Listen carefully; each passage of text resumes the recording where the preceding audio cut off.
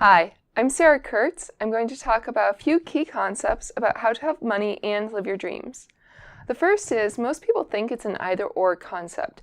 Either you are doing what you love with passion and pursuing it no matter what, or you're earning a steady paycheck and having security and knowing that you and your family will be okay. Many people, for this reason, will sacrifice dreams and purpose in pursuit of a steady job and something that's reliable because they think, well, I can't go and be a musician, that doesn't pay anything, and I've got to take care of my family. Now, my interjection here is it doesn't have to be an either-or choice. In fact, I don't think it is, because if something is truly your purpose, it's very hard, if not impossible, not to do it in some capacity. The difference is how you do it. If you keep regulating it to a hobby, which many people do, like people who want to be musicians and really crave that as an example, might go, okay, well, I'll play guitar with my friends on the weekend, and then I'll have my day job and I'll have all this. But it doesn't have to stay a hobby, but it doesn't have to be your career right away either. There is a growth period where you can have a job that pays you well, that gives you that paycheck and that steadiness while you grow the dream, the passion. It doesn't have to be all or nothing. In fact, things take time. They take time to grow, to build. It doesn't start making money right away. There's a huge learning curve involved. So giving yourself a job that can basically pay you to pursue your dream, is a very healthy, balanced approach that many people skip or overlook because they just don't see it as an option. It's like, I'm either going to go and be an accountant or I'll be an artist. I can't do both. In fact, I once had someone that I counseled on exactly that problem. She had 2 children. She was a single mother, and she had been offered a job in an accounting firm if she finished her licensure, but she really wanted to pursue her art, and she had a whole project and all these dreams that she was building. Then she was going, how can I basically either abandon myself and my dream or abandon my children, was the choice that she was facing and how she'd set it up in her mind. And what I said to her was, what if you dedicate 3 to 5 hours a week to your dream, to those projects, and no matter what, you have that time carved out to pursue it, and you go and you get your licensure and you take this job so that you're getting that paycheck and you feel that steadiness, you know you're okay, and you know your family's taken care of, but you're also giving dedicated focus time, not just hobby time, but real dedicated time to feeding that dream that you have, as though it were going to work, as though it were going to one day be big enough and strong enough to support you and support your family. And then in giving that 3 to 5 hours a week of dedicated time, suddenly it starts to naturally grow out of that infancy to where, oh, now you're being commissioned to do these projects, and you're doing that and you're making time in your schedule for it. And then maybe you have to cut back on your day job because this other is giving you more work, and it becomes a gradual, steady flow into the career you want, rather than, well, I can't make money with it easily, I can't make money with it right away, so it's not practical and I shouldn't do it.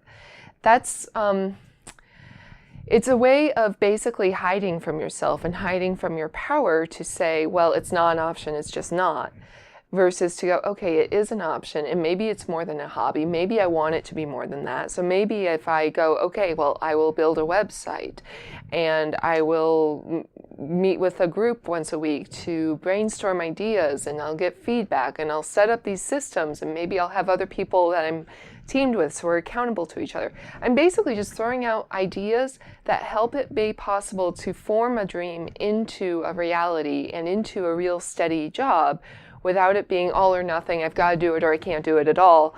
It basically a mindset that really is sabotaging to purpose, to dreams, to doing the thing you love. Because if you don't take it seriously, or you fear what people will think if you really admit what you want to do, then it will never grow beyond that infant state where maybe it's a hobby.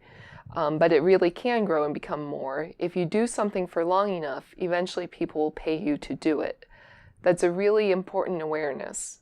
No one can do something for a long period of time without achieving a point where someone is going to say, I'll pay you to teach that, I'll commission you to do that work, I want to learn from you. There's always something that starts to happen, no matter what it is, where people will pay you to do it if you do it long enough. So that's a very natural part of our progression of doing something. So really, it's just a case of how long do you do it and what quality of attention and focus do you give it? Do you give it mindless, I'm just doing this for fun, or do you give it focused, I care about this, I want to be the best at it, I want to do the best by it, and I want to make this into something? That's the first way that people will cut themselves off from their dream or think that they can't have money for it, is it's all or nothing. The second is in the route that they then pursue. If they say, okay, I'm going to be an artist, I'm going to pursue this dream, this is what I want more than anything, is they will start to set themselves up for failure by trying to take, I guess I'll call it the traditional route or a safe route for something that's non-traditional and kind of creative. So an example is I recently was talking to someone who she was defying her family and what people around her thought was smart because she was majoring in theater in school and she was pursuing the thing that she'd always really wanted to do and loved. And she changed her major to go into theater because it was what she was passionate about and loved. And I was all, I was very applauding of her pursuing the thing that she loved.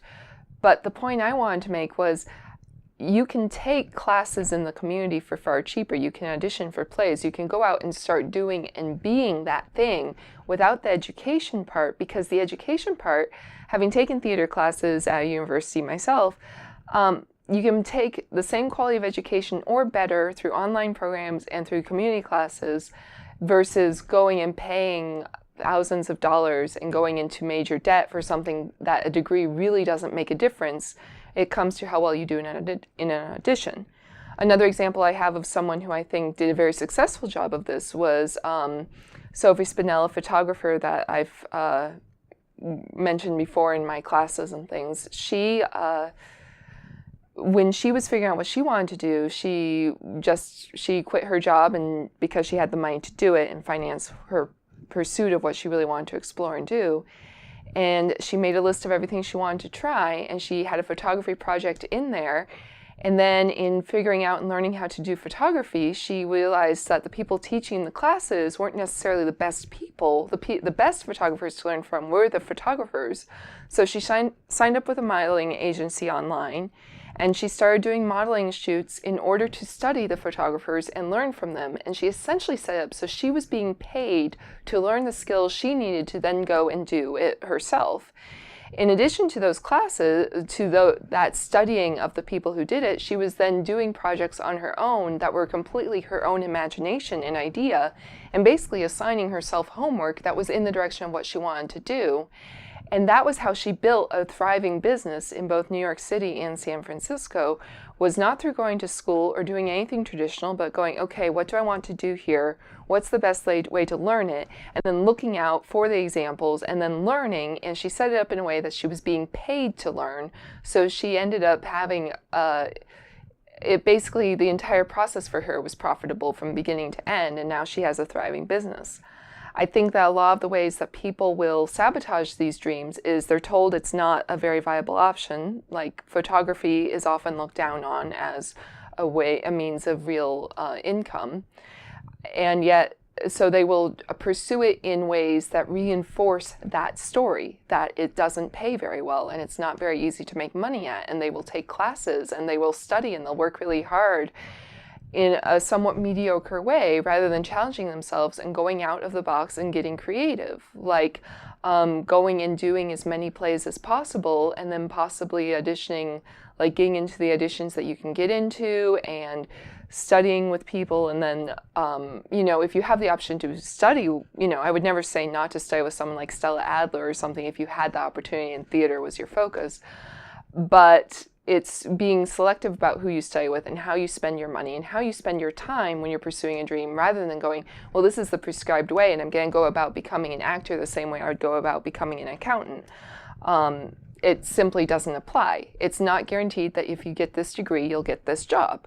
But you can do all these other things that will make you stand out and be bright and brilliant and get the job that other people might miss because they're too busy focused and trying to do it the linear route, the way that everyone says that is how we become successful. So to summarize, the major points here are, if you want to pursue your dreams, don't rule it out because you have to have a day job. You can have both. And you can gradually build your passion and your purpose, the dream job. You can gradually build it over time. It doesn't have to be right away. If you do it long enough, people will pay you to do it. And also, if that's what you want, don't go trying to do it in a traditional way. Listen to what it is. Pay attention. Be responsive to it. What is actually needed? If it's for you to go and learn a skill, what's the best way for you to learn that skill? Not to assume that a degree or whatever the usual thing, whatever you were taught is how you go and get a steady job is the route. Because for artists and philosophers and the myriad of people out there, oftentimes traditional school is not necessarily the best route. And it's simply an awareness. It's simply be smart and be creative. If you want to do something creative, be creative about how you do it.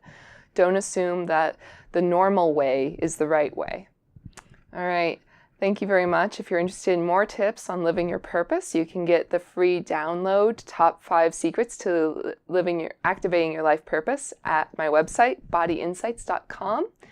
Thank you again.